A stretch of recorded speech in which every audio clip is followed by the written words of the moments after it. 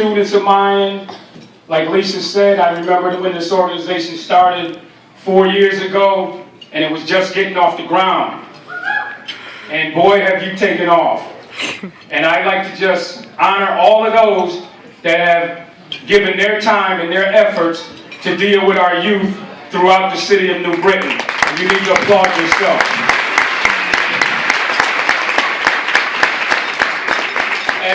As Lisa said, I've been a coach and a teacher at New Britain High School. This is my 30th year that I've been there, and I know so many people throughout the city. And the best thing about New Britain High School that people don't know about is so many good people came from there. And the way that things are happening across the country today, everybody puts blame on all kinds of things that take place. And I read the paper and I see all of this negative stuff that is being said about the New Britain School District, New Britain High School, whatever. And there's too many good things that happen out of our city for people to down our city. Just look at this group of people that are here today. And look what you've become.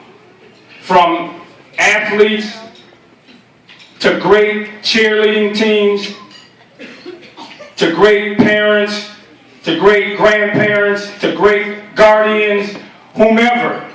You've given your time to help out people in our country that need help. And one of my good friends, good basketball player, who I had the privilege of knowing since he was in 6th grade, Elvin Silva, and I don't even know where Elvin is right now. Where's Elvin at? I had that young man at Slade Middle School when he was in 6th grade. And a few years ago, he was telling me about this vision to start something in the city to help out the youth. And along with Elvin and Lisa, Alex Torres, Bob Scalise, Provy, so many of them put their efforts together in their mind to make a difference in some people's lives. And you've definitely had a great impact on the youth in our city. For people that are not in our city, that came from New Britain, that moved away, and they follow what the Junior Hurricanes have done not only this year, but throughout the past years, it's been incredible. And so many friends that I have that no longer live in New Britain said, what's the story with that Junior Hurricane? What's that all about? And I said, it's like the feeding program for New Britain High School, but it's not all about sports. Yes. It's about education. It's about helping our youth do something that's positive to give them hope and give them dream that one day they can do something in their lives and come back and be productive. Now, a lot of my credit goes to people that are like the ones that you're involved with right now. I grew up, I'm not from New Britain, I'm from Scranton, Pennsylvania. And I was raised up here in New Britain after my mother passed away when I was 8 years old. And I was raised by an aunt and uncles and grandmother and grandfather who were the best people in my life. My mother at the age of 18 had 4 kids. And there's no way she's going to make it, or no way I'm going to make it in life without the help of other people. So what happened, my life went through a lot of ups and downs. I had a lot of issues that went on in my life, but one of the main problems I had was my friends all had mothers and fathers. And it took me a long time to grab on to after feeling sorry for myself, you know, it took me to grab on to some people that was going to take my life in another direction. And I am so grateful to have had those type of people in my life. So what did I do? After a pretty difficult time growing up, I ended up writing a book.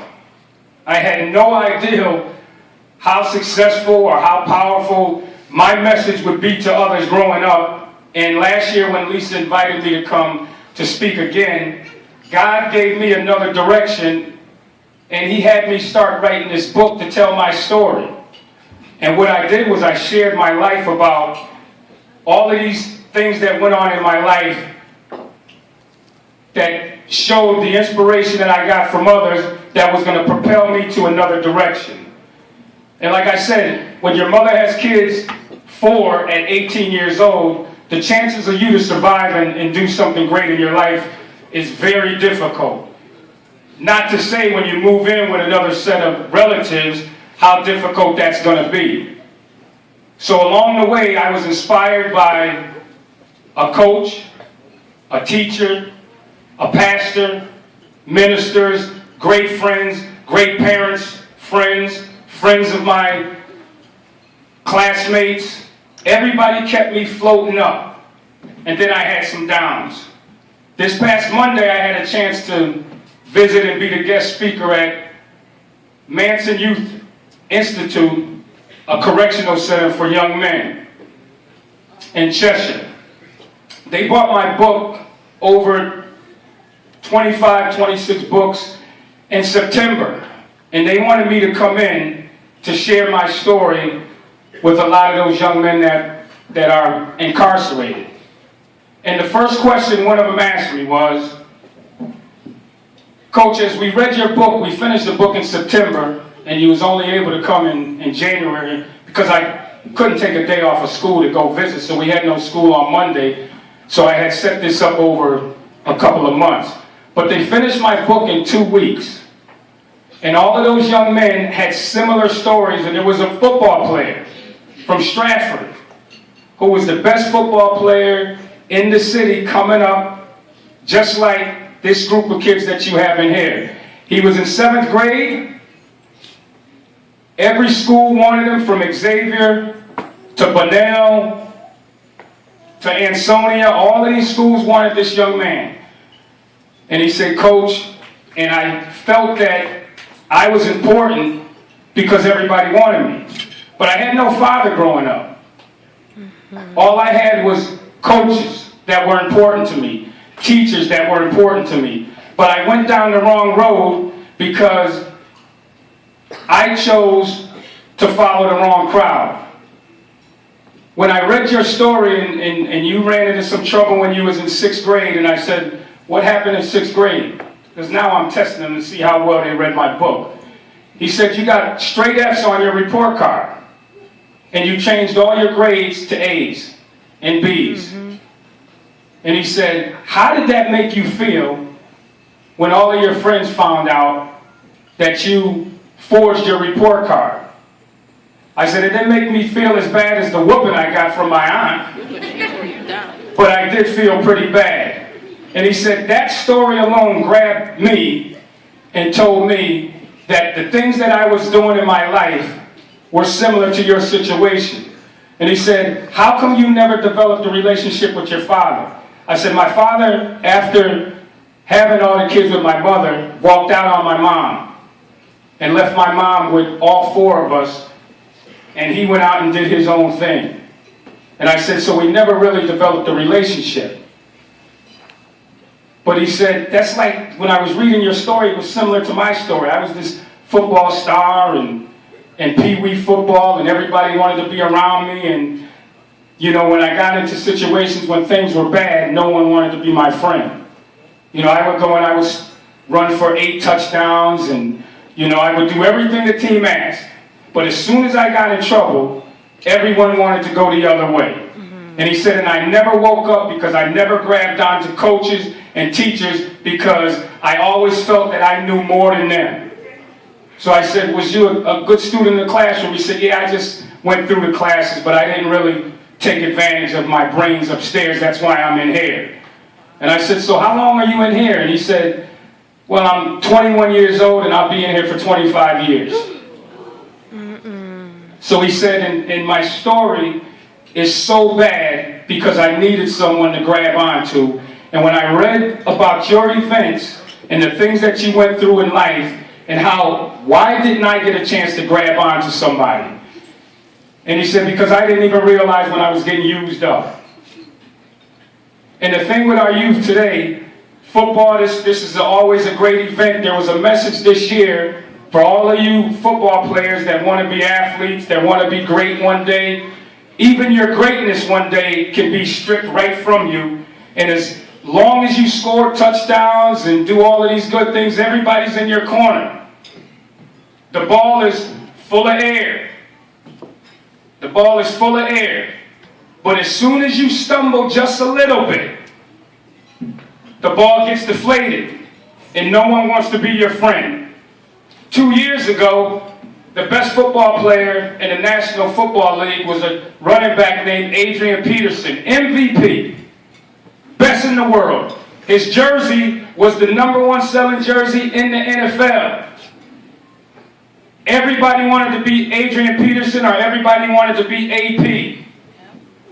And all of a sudden, AP stumbled because he was a parent, and his child, in his words, he was trying to discipline his child, but he gave him a spanking or her a spanking in whatever fashion. It didn't matter. It was his child. And he did some wrong. But he was, this year, scheduled to make $11 million. $770,000 per game. All of that was taken away from him because of bad decisions. And if you think that's a bad case, how about the other case with Ray Rice? Again, you're football players in here. So if you think what you have right now, and you haven't even touched the surface, if you think you can get away with whatever it is you're doing now by not being obedient to your parents, your guardians, who's ever taken their time for you, in my case, it was my grandmother, who I loved dearly. She was the first angel in my life. You need to wake up and realize that you have people right here in your corner. If they weren't in your corner, this celebration would be empty. But they respect you. You need to respect them, and you need to take advice, because you're never too old to realize that the people that help you along the way are only there to help you. So going back to Ray Rice, he gets in a situation, we talked about Adrian Peterson, now we go to Ray Rice, Super Bowl winner, top running back, makes a mistake, domestic, in an elevator where nobody probably could see or notice what's going on, and it all comes out. Career ruined. 2 players. 2 of the top players in the National Football League. Now everybody's got to do what? Everybody's got to try to forget all of the great stuff that they did, because they all discount that now because they say they're bad people. And they're not bad people. They just were misguided along the way. But once you're used up and your career is over, or you stumble and things happen, nobody wants to be your friend. You're going to be in that situation that you don't need to be in. Some of you, hopefully, will go on to have great careers in whatever it is that you plan to do. And sports is just a vehicle that you use to get somewhere. That's right. Don't let the sport use you up. The vision came to me to write a book, and the first thing I said when I decided to write this book, all of my friends and my boys was like, "Am I in the book?" And I'm like, "Yeah, you're in the book." And they're like, "What part you putting in there about me?" I'm like, "What part you want me to put in about you?" And then the book comes out, and those friends come to me and they say, "I thought I was in the book." I said, "Did you read it?" "No, but so-and-so read it, and he said my name wasn't in it." I said, "You need to get the book and find your name in there. Are you worthy of being in the book?" What do you want me to tell them about all of this stuff you did? I'm talking about my life, and how I stumbled, and how I got up, and how I stumbled again, and how I got up again. Without parents, but coaches, teachers, all of those important people that all of our youth today have in their lives right now.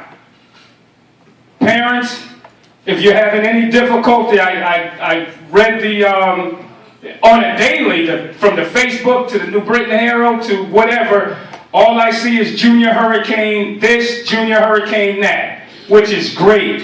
Nationals. Finished 4th in the country, 7th grade team. Not many people get that opportunity. And I am so grateful and thankful for all of those that stay involved with those kids. A lot of coaches out there, ex-football players, basketball players, track runners, you have not only the ability to help these kids along the way, they look at you as role models. Everything you do is put under a microscope. The way you walk, the way you talk, the way you treat your wife, the way you treat your... If you don't believe me, just ask your kids. They see everything. At New Britain High School over the past 30 years, I have people that come back to me all the time and say, Coach, thanks for opening up your story. I never knew all of that stuff happened in your life. And just yesterday, I had a young man that's on our current basketball team who just read my book, and he said, Coach, my father walked out on me. And it felt so bad because he gave me everything I needed. When I needed a pair of Jordans, I could go to my father. When I needed this, I can go to my father. But you know what? He's locked up now. He can't help me. I could remember going to his store and seeing all of this bad stuff in there. And all he wanted to do was have me hang out. And he left my mother. And now I'm the father of my household. 16 years old. And I said, but the end is not far away for you, because life is just like a football game. You have a first quarter, a second quarter, a halftime, third quarter, fourth quarter. Some of you youngsters haven't even began your first quarter. You think you began your first quarter, but you haven't began anything yet. What you need to do, chapter 1 in my book talks about just basic manners. Please, thank you, you're welcome. Those little things you need to develop. The second thing you need to develop is every time you're out there in the public, you represent your family in anything you do. If it's a good thing, everybody loves you. When you do something bad, they blame it on your parents because they say your parents are not raising you the right way. Or your guardians, or your grandparents, or your foster parents. How about giving your parents and all of those people some credit by becoming the person that they know you can be? My book is titled Becoming Coach Shaw. The book ends as soon as I graduate from college. The book is over. And it just shows all of the things that I went through to become the person that I am today. I'm no saint. I'm not this best person in the world. I just know that there's so many young people that are hurting today throughout the country that I just wanted to share my story and tell them that you can be successful in doing whatever you want to do in life. All you have to do is put in the effort. I bet you at the beginning of the season, the 7th grade team just had an inkling in them that maybe we can go to the Nationals. And then look what happened. You went all the way to the Nationals. You had the whole city behind you. Everything and anything in your life is possible if you put the effort in it. But always remember, the people that are close to you, you represent them every time you go out. No matter what happens, you represent your family, and with that being in mind, it'll keep you on a level playing field. The playing field is unbalanced. I'm sure I heard about one of the young men on the team whose father grew up 2 doors from me in Corbin Heights. 2 doors. He's about 15 years old, younger than me. 15 years younger than me. And his last name is Yap, and I heard he's one of the stars for the 8th grade team. What is his first name? Tajay. Is he here? Yes. Oh, Taj, come up here, please. I never even met this young man.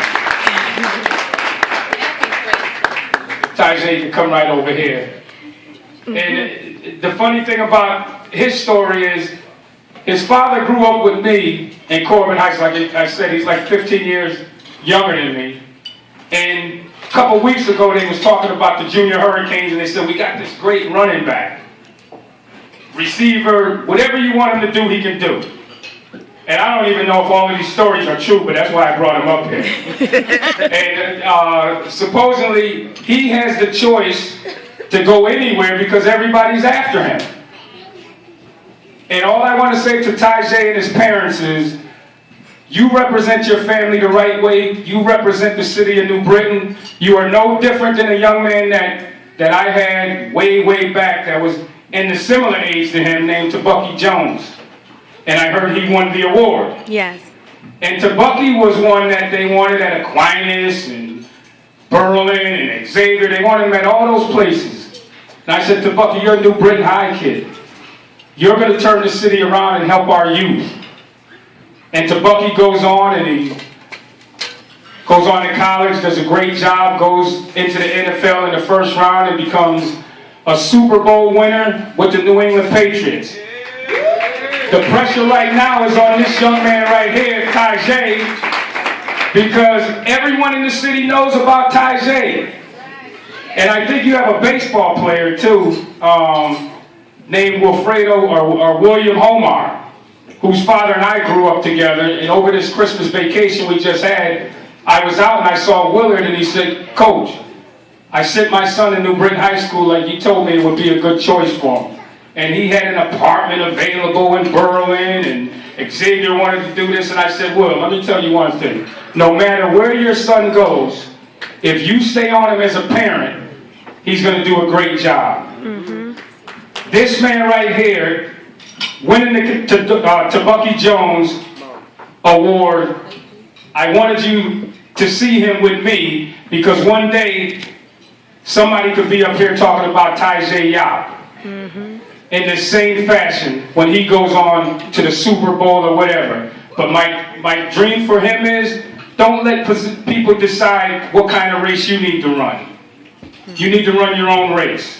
Right. Don't worry about other people. My title, Coach Shaw, How I Learned to Run My Own Race without parents. The blessing for you is you have parents and you have this whole Junior Hurricane family. That's right.